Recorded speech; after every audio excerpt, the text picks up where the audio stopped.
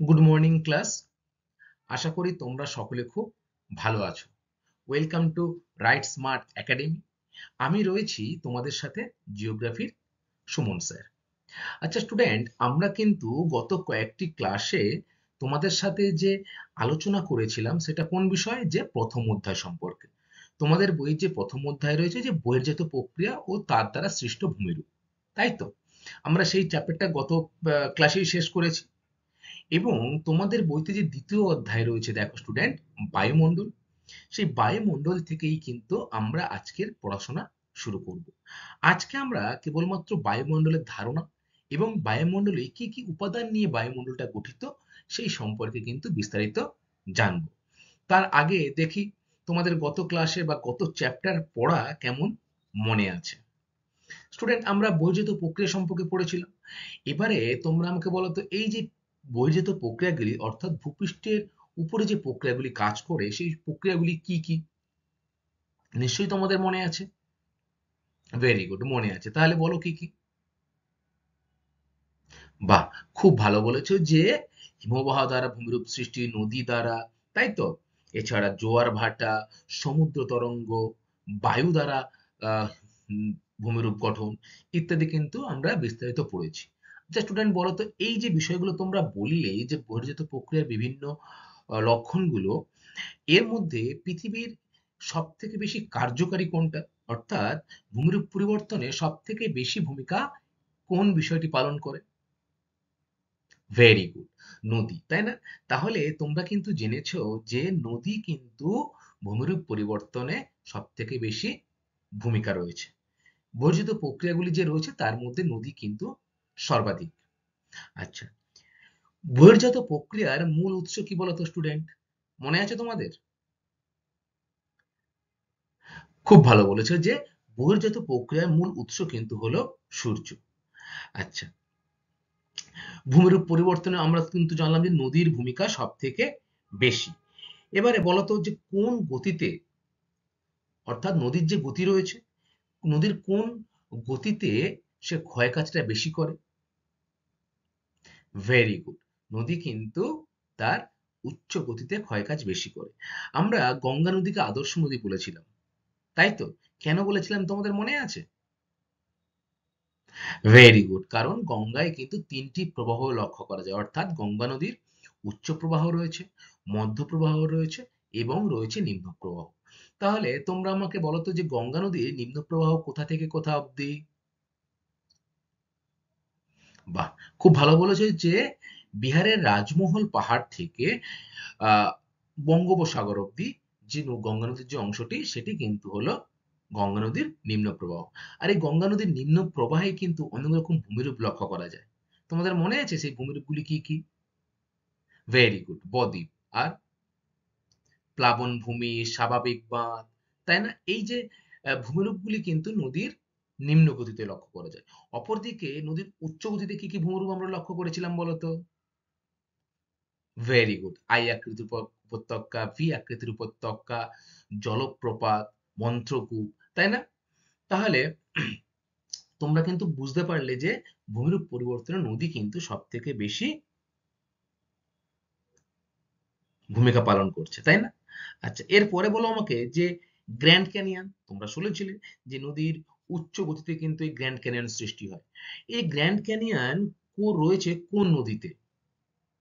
Canyon তোমরা পড়েছিলে যে এবারে একটা ক্যানিয়নের নাম হচ্ছে গ্র্যান্ড ক্যানিয়ন। সেই গ্র্যান্ড ক্যানিয়নটা কোন নদীর উপরে অবস্থান করছে বলো? ভেরি গুড, কলোরাডো নদীর উপরেই কিন্তু রয়েছে গ্র্যান্ড ক্যানিয়ন। আচ্ছা স্টুডেন্ট, তোমাদের মনে আছে যে হিমবাহ পড়তে গিয়ে আমরা দেখেছিলাম ভারতবর্ষের বৃহত্তম হিমবাহের নাম কি? মনে আছে, কি বলো? ভেরি গুড, ভারতবর্ষের যে বৃহত্তম হিমবাহ তার নাম কিন্তু রয়েছে সিয়াচেন। আচ্ছা, পৃথিবীর বৃহত্তম হিমবাহের নাম কি? সেটি কিন্তু আবার মহাদেশীয় হিমবাহ। বলো তো, আমরা কিন্তু অনেকগুলো ভাগ পড়েছিলাম হিমবাহ পড়ার সময়, শ্রেণীবিভাগ।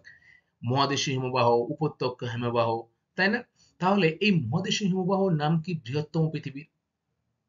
ভেরি গুড, ল্যাম্বার্ট হিমবাহ কিন্তু হলো বৃহত্তম হিমবাহ। আবার যদি বলে যে পৃথিবীর বৃহত্তম উপত্যকা হিমবাহের নাম কি?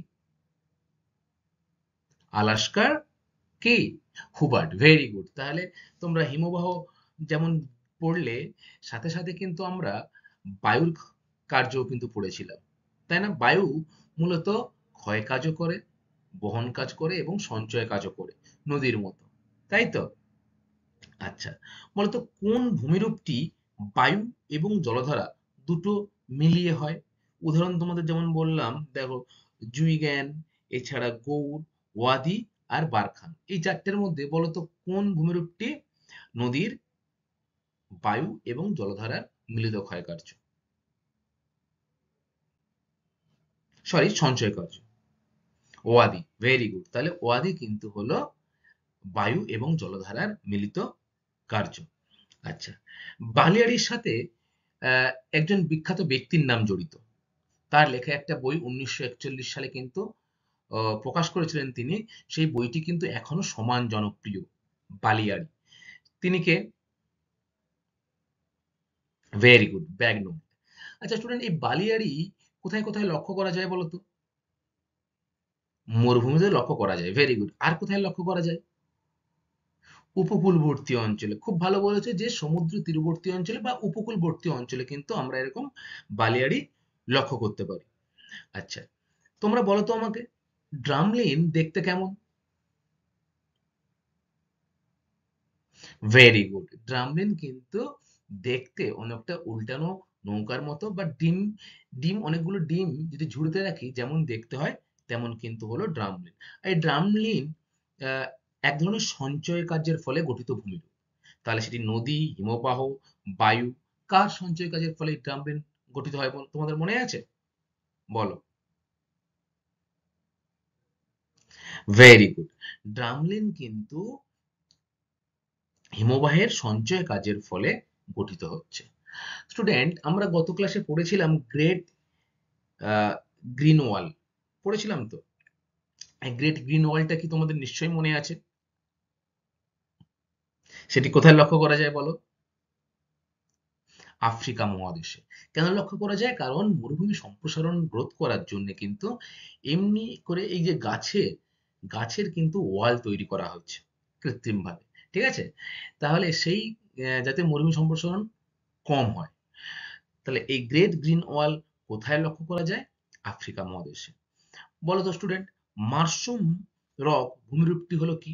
কোন ভূমিরূপকে মাশরুম রক বা ব্যাঙের ছাতার মতো দেখতে? মনে আছে তোমাদের? বলো। এটি কিন্তু বায়ুর ক্ষয়কার্যের ফলে গঠিত একটি ভূমিরূপ।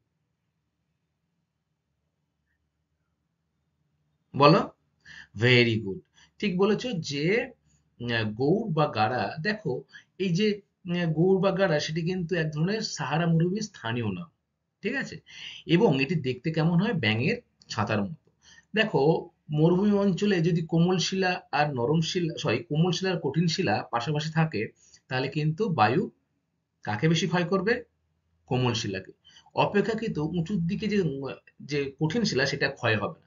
ফলে একটা এমন একটি ভূমিরূপ সৃষ্টি হবে যেটি দেখতে কিন্তু অনেকটা কিসের মতো হবে? ব্যাঙের ছাতার মতো। আচ্ছা, বাস্কেট অফ এগ টোপোগ্রাফি বলা হয় কোন ভূমিরূপটিকে? মনে আছে? একটু আগে কিন্তু আমি তোমাদের বললাম যে বাস্কেট ডিমের ঝুড়ির মতো দেখতে হয়। Very good. ড্রামলিনকে কিন্তু দেখতে হয় কেমন? বাস্কেট অফ এগ টোপোগ্রাফি নামেও পরিচিত এই ড্রামলিন। ঠিক আছে স্টুডেন্ট, গত ক্লাসের পড়া তোমরা বা করেছো মনোযোগ দিয়ে, খুব ভালো। আজকে কিন্তু আমরা নতুন যে বিষয়, সেটা নিয়ে তোমাদের সাথে আলোচনা করব। কি বিষয়? বায়ুমণ্ডল সম্পর্কে। দেখো, তোমরা কিন্তু কম বেশি সবাই বায়ুমণ্ডল সম্পর্কে জানো, কারণ আমরা কিন্তু যেখানে বসবাস করছি সেখানে কিন্তু বায়ুমণ্ডলের গুরুত্ব সর্বাধিক। বাতাস না থাকলে আমরা কিন্তু এই পৃথিবীতে প্রাণের অস্তিত্ব হতো না, বা প্রাণী জন্মাতে পারতো না। বাতাসের দ্বারাই মানুষ অক্সিজেন নিয়ে কিন্তু বেঁচে রয়েছে, তাই না? তাহলে বায়ুমণ্ডল কি বলতো? বায়ুমণ্ডলকে আমরা চোখে দেখতে পাই? দেখতে পাই না। তাহলে যে অদৃশ্য গ্যাসীয় আবরণ কিন্তু এক ধরনের এই বায়ুমণ্ডল, যেখানে ধূলিকণা রয়েছে, গ্যাসীয় বা জলীয় বাষ্প রয়েছে, এবং পৃথিবীকে কিন্তু চাদরের মতো বেষ্টন করে রয়েছে এই বায়ু। তাহলে সেই বায়ুমণ্ডল সম্পর্কে আমরা আজকে আলোচনা করব। দেখো, বায়ুমণ্ডলের যে চ্যাপ্টারটা সেটা অনেকটা বড় চ্যাপ্টার। আমি আজকে তোমাদের কেবলমাত্র বায়ুমণ্ডলের ধারণা এবং বায়ুমণ্ডলের যে উপাদান সেই সম্পর্কেই আলোচনা করব। ঠিক আছে, তাহলে চলো শুরু করি আজকের ক্লাস। বায়ুমণ্ডলের ধারণা ও উপাদান। যার উপর আমরা বাস করছি সেই অংশটুকু শুধু যে পৃথিবী তা কিন্তু নয়।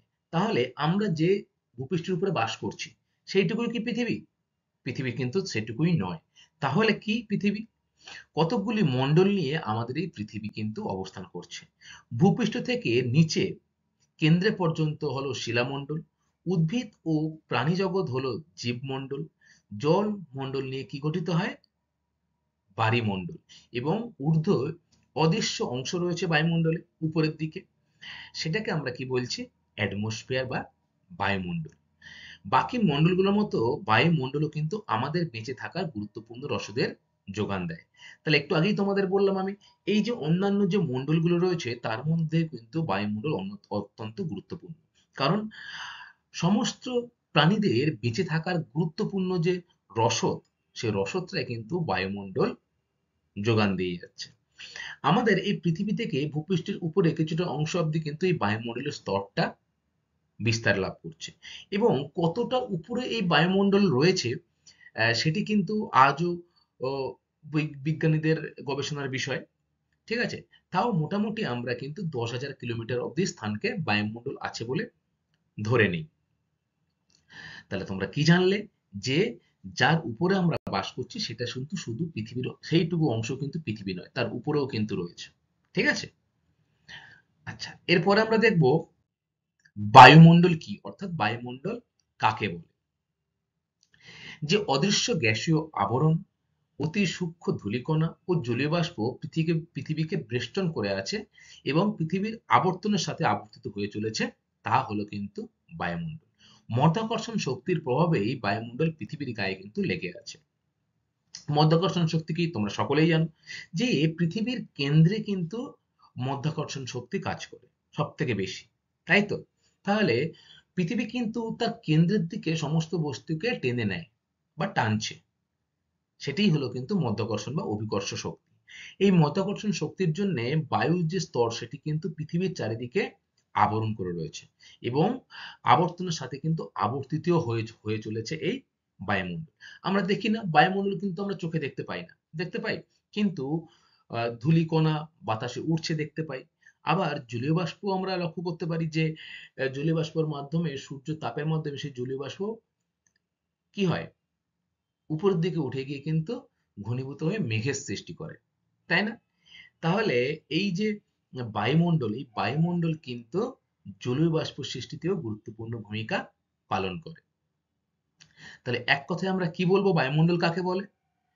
ভূপৃষ্ঠ থেকে ঊর্ধ্ব দিকে 10,000 কিমি পর্যন্ত বিস্তৃত অংশে গ্যাস, সূক্ষ্ম ধূলিকণা ও জলীয় বাষ্পের যে অদৃশ্য গ্যাসীয় আবরণ লক্ষ্য করা যায়, তা হলো কিন্তু বায়ুমণ্ডল। তাহলে কি? যে অদৃশ্য আবরণ কিন্তু রয়েছে সেটি কিন্তু হলো বায়ুমণ্ডল, যেটি ভূপৃষ্ঠ থেকে 10 কিলোমিটার উপর অব্দি কিন্তু লক্ষ্য করা যায়। দেখো, এই যে ভূপৃষ্ঠ থেকে এখানে বলেছে 10 কিমি, এটা কিন্তু ধরা হচ্ছে। আদৌ কতটা আছে সেটি নিয়ে কিন্তু বিজ্ঞানীদের মধ্যে অনেক মতভেদ রয়েছে। সেটি নিয়ে এখনো গবেষণা চলছে। আমরা যেটুকু জানতে পেরেছি সেটা হচ্ছে ভূপৃষ্ঠ থেকে ঊর্ধ্ব দিকে 10 কিমি পর্যন্ত কিন্তু এরকম গ্যাস, সূক্ষ্ম ধূলিকণা ও জলীয় বাষ্পের অদৃশ্য আবরণ রয়েছে, যেটিকেই আমরা কি বলছি? বায়ুমণ্ডল। স্টুডেন্ট, এবারে আমরা দেখব যে বায়ুমণ্ডলের বিস্তার কতটা। দেখো, ঊর্ধ্বে বায়ুমণ্ডল কতটা বিস্তৃত আছে তার সঠিক কিন্তু মাপকাঠি এখনো করা হয়নি। তবে 10,000 কিমি পর্যন্ত অংশকে বায়ুমণ্ডল ধরা হয়।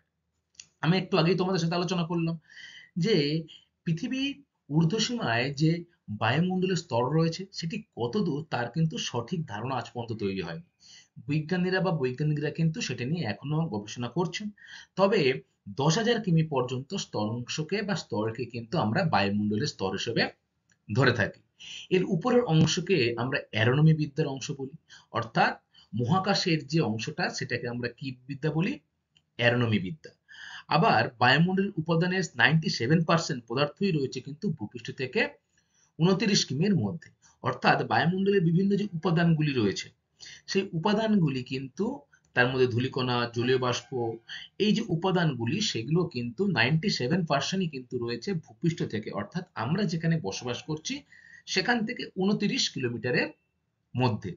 কারণ এই অংশেই মধ্যাকর্ষণ শক্তির প্রভাব সর্বাধিক এবং এই অংশটুকুই আবহবিদ্যার অংশ।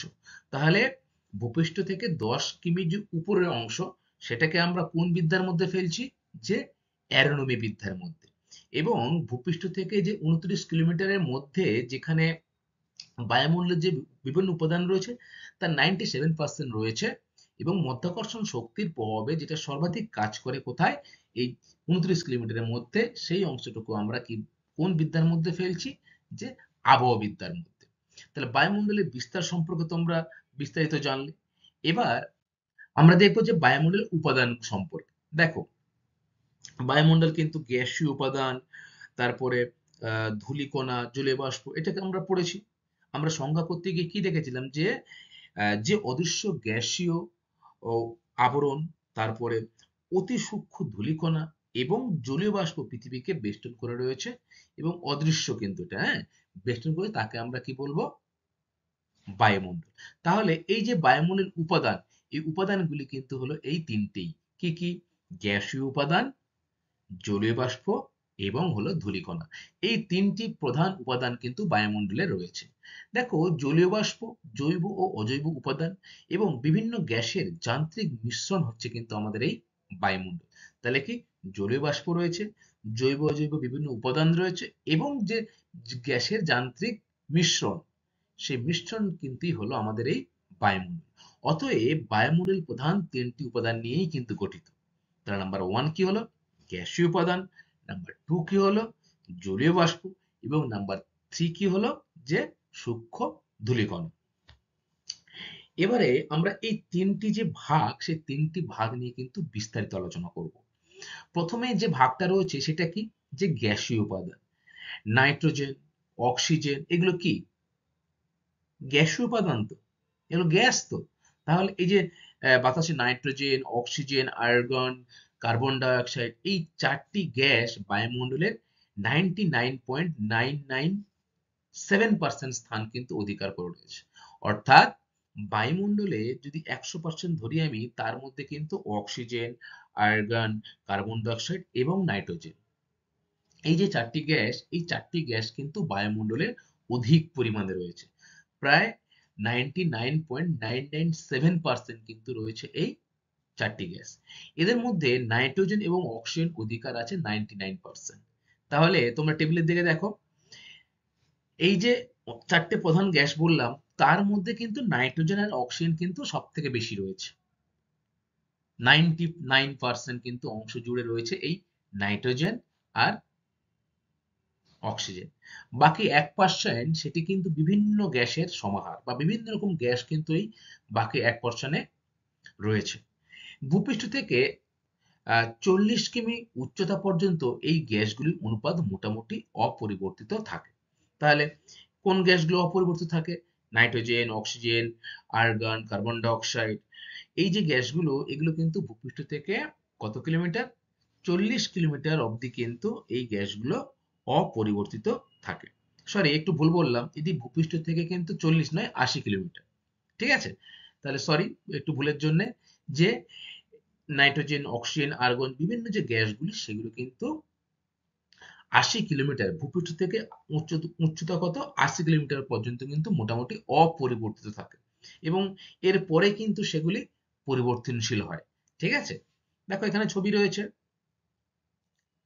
নাইট্রোজেন দেখো 78%, 100% এর মধ্যে নাইট্রোজেনই শুধু 78% এবং 20% হলো শুধু অক্সিজেন। বাদ বাকি কি রয়েছে? বিভিন্ন গ্যাস, কার্বন ডাই অক্সাইড রয়েছে ও অন্যান্য গ্যাস রয়েছে। এছাড়া বিভিন্ন নিষ্ক্রিয় গ্যাস রয়েছে।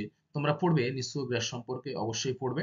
এছাড়া জলীয় বাষ্প রয়েছে 1%। ঠিক আছে? আচ্ছা, এরপরে 2 নম্বর রয়েছে, দেখো জলীয় বাষ্প। জলীয় বাষ্প কি বলতো? Very good. সূর্যকিরণের ফলে যে জলটা বাষ্পীভূত হয়ে বায়ুমণ্ডলে মিশে, সেটাই কিন্তু হলো জলীয় বাষ্প। ঠিক আছে? তাহলে কি উষ্ণতার প্রভাবে ভূপৃষ্ঠের যে জল সেটি বাষ্পীভূত হয়ে বায়ুমণ্ডলে মিশছে। বায়ুমণ্ডলে এর পরিমাণ কিন্তু 0 থেকে 4%। আর্দ্র ক্রান্তীয় অঞ্চলের বায়ুমণ্ডলে এর পরিমাণ সর্বাধিক এবং উচ্চ অক্ষাংশে কম। অর্থাৎ পৃথিবীর যে উচ্চ অক্ষাংশ অর্থাৎ উত্তর মেরু, দক্ষিণ মেরু এই অঞ্চলগুলিতে কিন্তু জলীয় বাষ্পের পরিমাণ কম। ফলে সেই সব অঞ্চলে বৃষ্টিপাতও কম হয়, তাই না? তোমরা জানো নিশ্চয়ই যে বৃষ্টিপাত সব থেকে বেশি কোথায় হয়? নিরক্ষীয় অঞ্চলে। তাহলে নিরক্ষীয় অঞ্চলটা কোথায়? পৃথিবীর মাঝ বরাবর গেছে। তাহলে পৃথিবীর মাঝ বরাবর কিন্তু যে আর্দ্র ক্রান্তীয় অঞ্চল সেখানে কিন্তু বায়ুমণ্ডলে এই জলীয় বাষ্পের পরিমাণটা সব থেকে বেশি। সূর্যকিরণ লম্বভাবে পড়ছে, ফলে জলীয় বাষ্পের পরিমাণ সব থেকে বেশি এবং উচ্চ অক্ষাংশে যেখানে তুষারপাত ঘটছে বা বরফে আচ্ছন্ন থাকছে বেশিরভাগ সময়, সেই অংশে কিন্তু কি হয় যে জলীয় বাষ্পের পরিমাণ যথেষ্ট কম। কারণ সেখানে কিন্তু সূর্যরশ্মি কিভাবে কিরণ দেয়? ভেরি গুড, সূর্যরশ্মি কিন্তু লম্বভাবে কিরণ দেয়, তাই না? বায়ুমণ্ডলের মোট জলীয় বাষ্পের 90% থাকে ভূপৃষ্ঠ থেকে 6 কিমি উচ্চতার মধ্যে। Very important. তাহলে এই যে জলীয় বাষ্প সেটি কত উপর উচ্চতা অবধি পৌঁছতে পারে? তাহলে কি বলবে? যে জলীয় বাষ্প মোট যে 90% সেটি কিন্তু ভূপৃষ্ঠ থেকে 6 কিমি উচ্চতার মধ্যেই হয়ে থাকে। দেখো তোমরা পাশের ছবি, এই যে সাগর, নদী ইত্যাদির মাধ্যমে কিন্তু কি হয়? সূর্যকিরণের মাধ্যমে জলীয় বাষ্প উপরের দিকে উঠছে, উঠে কিন্তু বৃষ্টি ঘটাচ্ছে, সরি মেঘ সৃষ্টি হচ্ছে। সেই মেঘ থেকেই কিন্তু ক্রমশ বৃষ্টি হচ্ছে, তাই না? এইভাবেই কিন্তু এই সাইকেলটা চলতে থাকে। ঠিক আছে?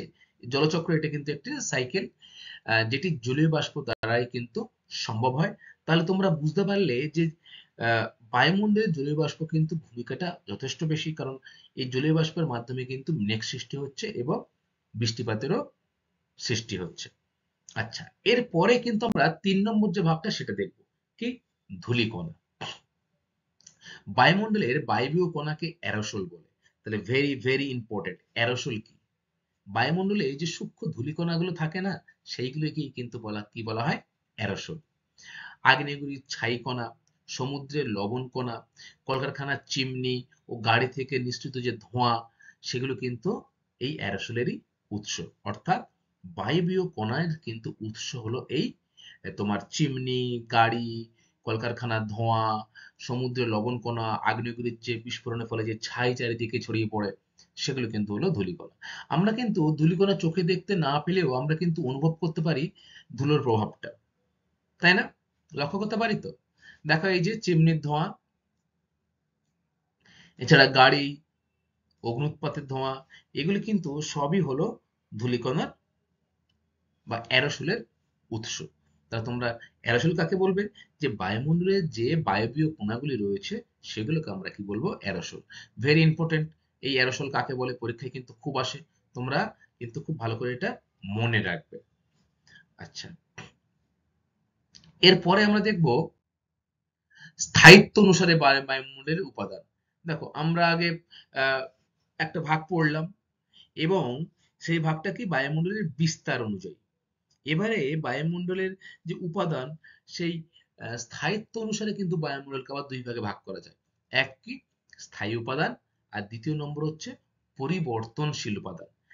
এই স্থায়ী উপাদান এবং পরিবর্তনশীল উপাদান এগুলো কিন্তু গ্যাস, অর্থাৎ গ্যাসীয় যে উপাদানগুলি রয়েছে তারই কিন্তু ভাগ। দেখো কিছু গ্যাস কিন্তু স্থায়ীভাবে রয়েছে, আবার কিছু গ্যাস কিন্তু পরিবর্তনশীল উপাদান হিসেবেও কাজ করে। সেই সম্পর্কে কিন্তু আমাদের জানতে হবে। তাহলে প্রথমে আমরা জানবো যে স্থায়ী উপাদানগুলি কি কি। ঠিক আছে? এগুলির অনুপাত সর্বত্র ও সর্বদা প্রায় একই থাকে ও পরিমাণের বিশেষ কিন্তু পরিবর্তন ঘটে না। তাহলে কোনগুলোর অনুপাত সর্বত্র এবং সর্বদা সমান থাকে সেগুলো দেখো। যেমন নাইট্রোজেন, অক্সিজেন, এই দেখো nitrogen, oxygen, hydrogen, methane, krypton, xenon, helium, neon, এগুলো কিন্তু সবই কি পরিমাণে থাকে? অনুপাত সর্বদা একই থাকে। ঠিক আছে? খুব একটি পরিবর্তন ঘটে না। দেখো এই যে বায়ুমণ্ডলের উপাদানগুলি, নাইট্রোজেন, তোমরা মনে রাখবে যে বায়ুমণ্ডলে কিন্তু 78.08% নাইট্রোজেন রয়েছে, অক্সিজেনের পরিমাণ রয়েছে 20.94%, এছাড়া আর্গন রয়েছে, কার্বন ডাই অক্সাইড রয়েছে। আচ্ছা, এরপরে দেখো নাম্বার 2, পরিবর্তনশীল উপাদান, এগুলি পরিমাণ সর্বত্র সমান নয়।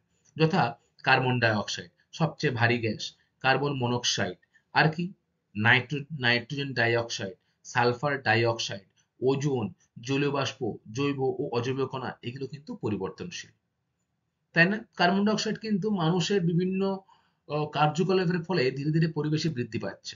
আমরা জানি যে নির্দিষ্ট পরিমাণের থেকে যদি কার্বন ডাই অক্সাইড পরিবেশে বেশি হয় তাহলে কিন্তু পরিবেশের জীব বৈচিত্র্য পুরো ধ্বংস হয়ে যায়। তাহলে এটা পরিবর্তনশীল তো, কারণ কার্বন ডাই অক্সাইড কিন্তু আমরা দিনের পর দিন বাড়িয়ে তুলছি আমাদের বিভিন্ন কাজকর্মের দ্বারা।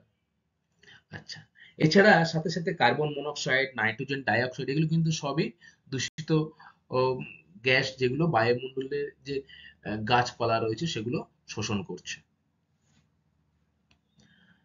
আচ্ছা, তাহলে এরপরে দেখো রয়েছে স্টুডেন্ট যে এই যে আহ, স্থির গ্যাসীয় উপাদানগুলি, স্থির গ্যাসীয় উপাদানগুলির পরিমাণ কিন্তু আমাদের জানতে হবে। পরীক্ষায় কিন্তু খুব আসে যে বায়ুমণ্ডলে স্থির গ্যাসীয় হিসেবে নাইট্রোজেনের পরিমাণ কত, অক্সিজেনের পরিমাণ কত, আর্গনের পরিমাণ কত, তাই না?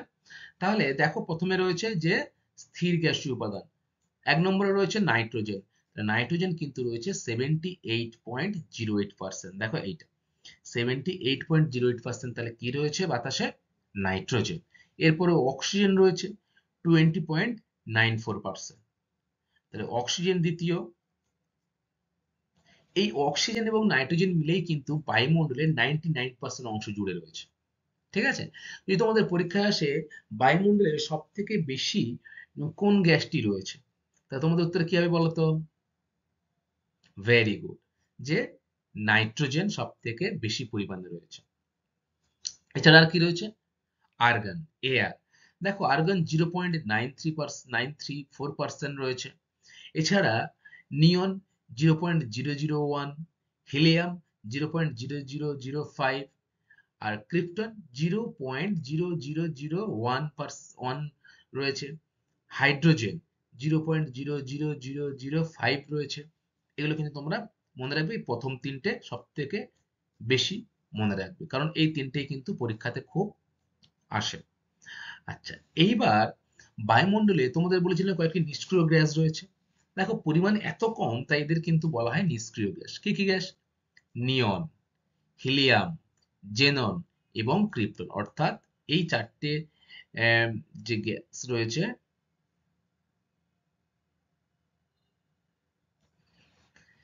এগুলোকে বলা হচ্ছে কি গ্যাস? নিষ্ক্রিয় গ্যাস। তাহলে তোমাদের যদি বলে কতগুলি নিষ্ক্রিয় গ্যাসের উদাহরণ দাও, তখন তোমরা কি উত্তর লিখবে? নিয়ন, হিলিয়াম, জেনন আর ক্রিপ্টন। এই চারটে কিন্তু হলো নিষ্ক্রিয় গ্যাসের উদাহরণ। এরপরে রয়েছে দেখো পরিবর্তনশীল গ্যাসীয় উপাদান। কি কি? জলীয় বাষ্প 0 থেকে 4%, একটু আগে আমরা পড়লাম।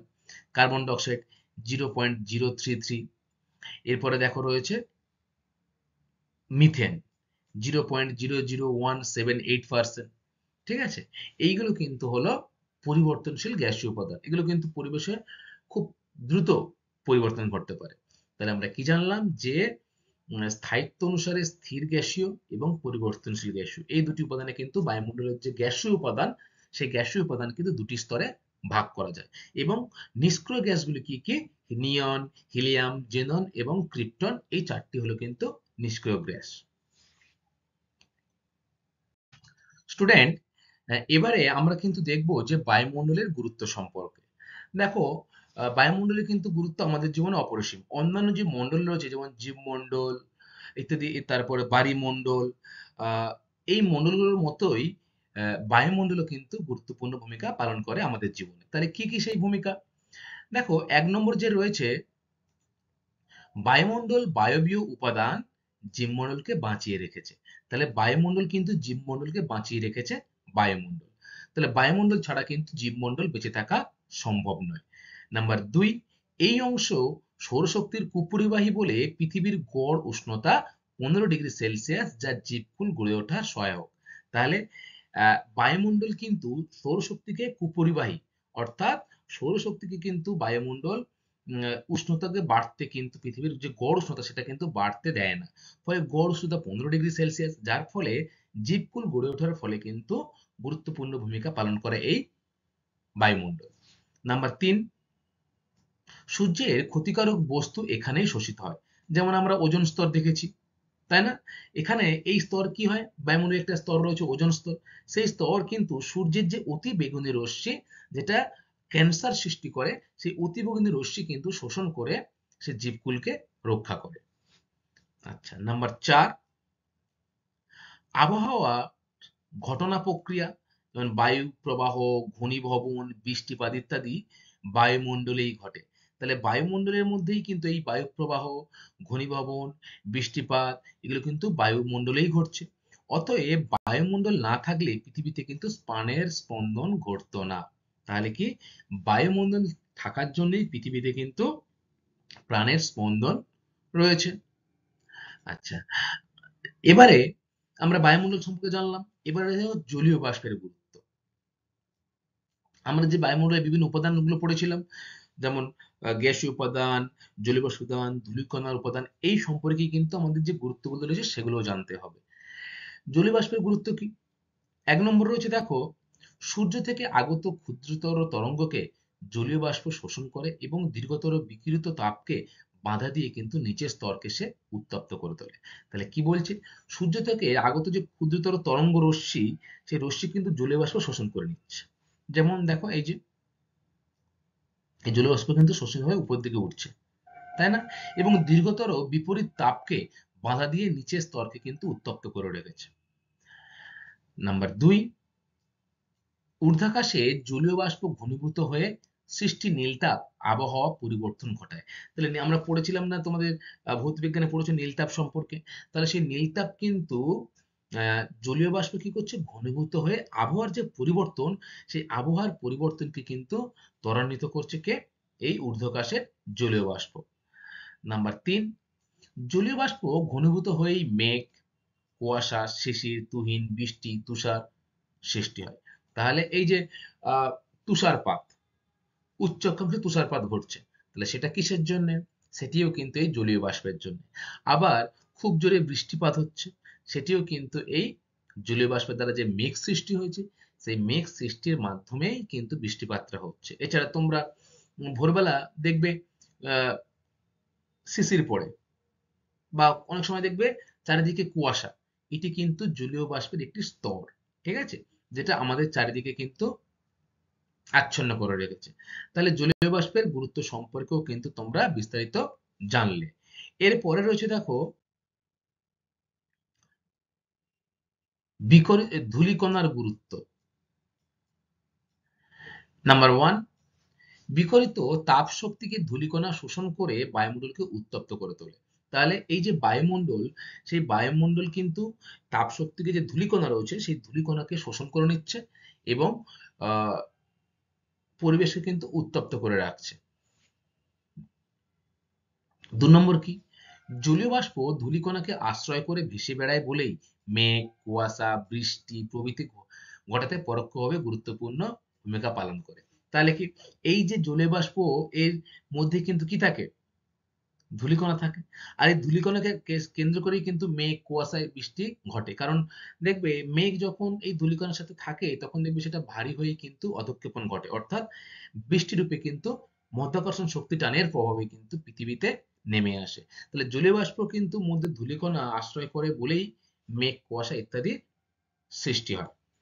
আচ্ছা, এরপরে দেখো কি রয়েছে, নাম্বার 3, ধূলিকণার বিচ্ছুরিত আলোর প্রভাবেই আকাশের রং নীল। দেখো, আমরা দেখি না যে আকাশের রং একদম নীল থাকে মাঝে মাঝে, তাই কেন হয়? ধূলিকণার সাথে বিচ্ছুরিত আলোর এই প্রভাব দুটি একসাথে মিশে ধূলিকণার সাথে যখন এই সূর্যরশ্মির যে আলো সেটি যখন একসাথে মেশে, তখন কিন্তু আকাশটাকে অনেক দূর থেকে কি লাগে, নীল দেখতে লাগে। নাম্বার 4, উষা ও গোধূলির সৃষ্টি ধূলিকণার উপস্থিতির কারণেই হয়। অর্থাৎ উষা এবং গোধূলি, তোমরা জানো যে উষা কাকে বলে, গোধূলি কাকে বলে, জানো তো? বলো তো, উষা কাকে বলে? Very good. সূর্য ওঠার আগে যে সামান্য আলোকিত অংশ থাকে না, সেটিকে আমরা উষা বলবো। আর গোধূলি, সূর্য ডোবার পর যে হালকা আভা লক্ষ্য করা যায়, সেটাকে আমরা গোধূলি বলবো। এই উষা ও গোধূলির সৃষ্টি কিন্তু ধূলিকণার উপস্থিতির কারণেই হয়। ঠিক আছে? তাহলে তোমরা কি জানলে, যে ধূলিকণার গুরুত্ব। আচ্ছা, এরপরে কি আছে দেখবো, নাইট্রোজেনের গুরুত্ব। নাইট্রোজেন সব থেকে বেশি পরিমাণে রয়েছে আমাদের এই বায়ুমণ্ডলে। এটি এক নম্বর বলছি, এটি প্রোটিন ও নিউক্লিক অ্যাসিডের উৎস হওয়ায় জীবজগতের পক্ষে অপরিহার্য। তাহলে নাইট্রোজেন কি, নাইট্রোজেন কিন্তু প্রোটিন ও নিউক্লিক অ্যাসিডের উৎস হওয়ায় জীবজগতের পক্ষে কিন্তু অপরিহার্য এই নাইট্রোজেন। নাম্বার দুই, কিছু ব্যাকটেরিয়া ও গুটি জাতীয় উদ্ভিদ বায়ুর N2 অর্থাৎ নাইট্রোজেন সংগ্রহ করে রাসায়নিক সার উৎপন্ন করে। তাহলে কি, কিছু ব্যাকটেরিয়া ও গুটি জাতীয় যে উদ্ভিদ, সেই উদ্ভিদ কিন্তু বায়ু থেকে নাইট্রোজেন গ্যাসটা শোষণ করে এবং সেখান থেকে কিন্তু রাসায়নিক সার জাতীয় দ্রব্য উৎপাদন করে। আচ্ছা, এরপরে রয়েছে দেখো অক্সিজেনের গুরুত্ব। অক্সিজেনের গুরুত্ব সর্বাধিক, তোমরা সকলেই জানো, কারণ মানুষ সহ সমগ্র প্রাণী কিন্তু এই অক্সিজেনের মাধ্যমে, শ্বাসকার্যের মাধ্যমে কিন্তু বেঁচে রয়েছে, তাই না? তাহলে এক নম্বর কি, মানুষ সহ সমগ্র প্রাণী, উদ্ভিদ জগতের শ্বাসকার্যের জন্য এবং দেহের তাপ ও শক্তি বৃদ্ধি করতে অক্সিজেন কিন্তু অপরিহার্য, তাই না? তাহলে অক্সিজেনটা আমরা কোত্থেকে পাচ্ছি? বায়ুমণ্ডলে রয়েছে এবং সৃষ্টি করছে কে? উদ্ভিদ, গাছপালা, তাই না? তাহলে এই গাছপালা কিন্তু অক্সিজেন সৃষ্টি করছে এবং আমাদের সাথে সাথে যে কার্বন ডাই অক্সাইড যে দূষিত গ্যাস রয়েছে সেটিও কিন্তু গাছপালা সংগ্রহ করে নিচ্ছে। নাম্বার দুই, অক্সিজেন ছাড়া দহন কাজ অসম্ভব, ঠিক আছে? নাম্বার তিন, লোহা সমৃদ্ধ শিলায় অক্সিজেন জারণ আবহবিকার ঘটায় এবং লোহাতে মূর্ছিতত্ত্বে সৃষ্টি করে। তাহলে কি, লোহা সমৃদ্ধ যে শিলা রয়েছে সেই শিলা কিন্তু অক্সিজেনের জারণ প্রক্রিয়ার মাধ্যমে আবহবিকার ঘটায় এবং লোহাতে কিন্তু মরচে ধরতে সাহায্য করে এই অক্সিজেন। আচ্ছা, এরপরে রয়েছে দেখো কার্বন ডাই অক্সাইডের গুরুত্ব। উদ্ভিদ জগৎ বায়ুর CO2 গ্যাস গ্রহণ করে, সালোক সংশ্লেষ করে খাদ্য প্রস্তুত করে, সমগ্র জীবজগৎকে বাঁচিয়ে রেখেছে। তাহলে কি, উদ্ভিদ কিন্তু এই CO2 গ্যাস গ্রহণ করছে, অর্থাৎ কার্বন ডাই অক্সাইড গ্যাসটা কিন্তু গ্রহণ করছে এবং সালোক সংশ্লেষ করছে এবং খাদ্য উৎপাদন করছে। কারণ উদ্ভিদের খাদ্যই তো আমরা খাদ্য হিসেবে গ্রহণ করি। উদ্ভিদ যে দ্রব্যটা উৎপাদন করছে সেই দ্রব্যটা তো খাদ্য হিসেবে আমরা গ্রহণ করে থাকি, তাই না? তাহলে জীবজগৎকে কিন্তু এই পরোক্ষভাবে বাঁচিয়ে রাখছে উদ্ভিদ, এবং উদ্ভিদ তার খাদ্য কিভাবে তৈরি করছে? এই কার্বন ডাই অক্সাইডের মাধ্যমে। নাম্বার দুই, এটি তাপ শোষক ও উত্তাপের কুপরিবাহী। বর্তমান দিনে এর পরিমাণ ক্রমশ বৃদ্ধি পাওয়ায় বিশ্ব উষ্ণায়ন ঘটছে। তাহলে এই যে CO2 গ্যাস, এই CO2 গ্যাসের পরিমাণ দিনের পর দিন বৃদ্ধি পাওয়ার ফলে এটি কিন্তু বিশ্ব উষ্ণায়ন ঘটাচ্ছে। নাম্বার থ্রি, কার্বনেট সমৃদ্ধ শিলায় CO2 অঙ্গরযোজন আবহবিকার ঘটায়। তাহলে কার্বনেট সমৃদ্ধ শিলায় CO2 গ্যাস কিন্তু যদি তার সাথে মেশে তাহলে কিন্তু অঙ্গারযোজন যে আবহবিকার সেটি কিন্তু ঘটে।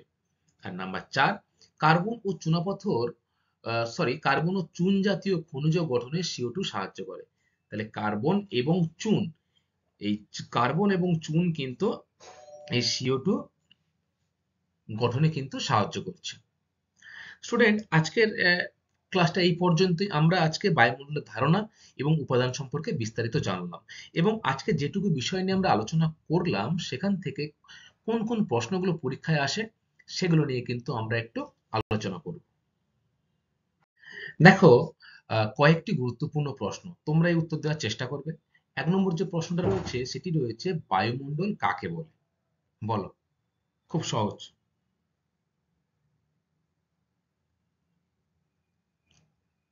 Very good. কি বললে? যে অদৃশ্য গ্যাসীয় আবরণ, আর কি সাথে সাথে অতি ক্ষুদ্র ধূলিকণা এবং জলীয় বাষ্প পৃথিবীকে বেষ্টন করে রেখেছে, তাকেই আমরা কি বলবো? বায়ুমণ্ডল। তাহলে এগুলো কিন্তু অদৃশ্য গ্যাসীয় আবরণ হতে পারে, ধূলিকণা, আবার জলীয় বাষ্প। আচ্ছা, নাম্বার দুই, বায়ুমণ্ডলের উপাদানগুলি কি কি? তাহলে বায়ুমণ্ডলের উপাদানগুলি কি কি? এক্ষুনি তো বললাম, বলো। Very good. যে গ্যাসীয় উপাদান, আর জলীয় বাষ্প এবং ধূলিকণা। আচ্ছা, নাম্বার তিন, বায়ুমণ্ডলের ঊর্ধ্বতম বিস্তার কত কিমি পর্যন্ত? Very good. 10,000 কিমি পর্যন্ত বিস্তৃত। দেখো এই যে 10,000 কিমি বিস্তৃত, এটা কিন্তু আমরা ধরে নিই এর এখনো সঠিক, কিন্তু এটা এখনো বিচার করা সম্ভব হয়নি। বিজ্ঞানীরা কিন্তু এখনো এটা নিয়ে গবেষণা করে চলেছে। নাম্বার 4, কোন গ্যাসটি বায়ুমণ্ডলে সর্বাধিক আছে? বলো কোন gas? Very good, nitrogen gas কিন্তু বায়ুমণ্ডলে সর্বাধিক আছে। নাম্বার 5, বায়ুমণ্ডলের নিষ্ক্রিয় গ্যাসগুলি কি কি? বলো বায়ুমণ্ডলের নিষ্ক্রিয় গ্যাসগুলি কি কি, যেগুলোর পরিমাণ খুবই সামান্য রয়েছে, অর্থাৎ এমন কোনো এর কাজ নেই। ভেরি গুড, নিয়ন, হিলিয়াম, জেনন, আর কি, আর হচ্ছে ক্রিপ্টন। এই চারটে কে একত্রে বলা হয় বায়ুমণ্ডলের নিষ্ক্রিয় গ্যাস। বায়ুমণ্ডলে অক্সিজেনের পরিমাণ কত বলো তো? ভেরি গুড, 20.94% কিন্তু হলো বায়ুমণ্ডলে অক্সিজেনের পরিমাণ। নাইট্রোজেনের পরিমাণ কত? Very good, 78.08%। তাহলে এই নাইট্রোজেন আর অক্সিজেন এটি কিন্তু বায়ুমণ্ডলের 99% অংশ জুড়ে আছে, বাদ বাকি অন্যান্য গ্যাসগুলি রয়েছে। আচ্ছা, ভেরি গুড। নাম্বার 7 রয়েছে, দেখো অ্যারোসল কি বলো? বায়ুমণ্ডলের বায়বীয় যে কণাগুলি রয়েছে সেগুলোকে কিন্তু বলা হয় অ্যারোসল, অর্থাৎ ধূলিকণা, জলীয় বাষ্পের মধ্যে যে আহ, উম, অ্যারো- বায়বীয় কণা সেগুলোকে আমরা কি বলছি? অ্যারোসল। নাম্বার 8, বায়ুমণ্ডলের গুরুত্ব আলোচনা করো। বায়ুমণ্ডলের গুরুত্ব খুবই সহজ, তোমরা সকলেই জানো। বায়ুমণ্ডল হচ্ছে যে জীবমণ্ডলকে বাঁচিয়ে রেখেছে বায়ুমণ্ডল। সৌরশক্তির যে কুপরিবাহী অংশ সেটাকে শোষণ করে নিয়ে পৃথিবীর গড় উষ্ণতা 15 ডিগ্রি করে রেখেছে, যাতে কিন্তু জীব মণ্ডল সেখানে জন্মাতে পারে। এছাড়া সূর্যরশ্মির যে অতি ক্ষতিকারক অতিবেগুনি রশ্মি, সেই অতিবেগুনি রশ্মি কিন্তু বায়ুমণ্ডল শোষণ করে নিয়ে আমাদের ক্যান্সারের হাত থেকে রক্ষা করছে, তাই তো? এইগুলো হলো কিন্তু বায়ুমণ্ডলের গুরুত্ব। ঠিক আছে স্টুডেন্ট, আজকের ক্লাসটা এই পর্যন্তই। আশা করি তোমরা বায়ুমণ্ডলের ধারণা এবং উপাদান সম্পর্কে বিস্তারিত জেনেছো। এর পরবর্তী ক্লাসে আমি তোমাদের সাথে বায়ুমণ্ডলের যে স্তরবিন্যাস রয়েছে সেই বায়ুমণ্ডলের স্তরবিন্যাস সম্পর্কে কিন্তু আলোচনা শুরু করব। Thank you class.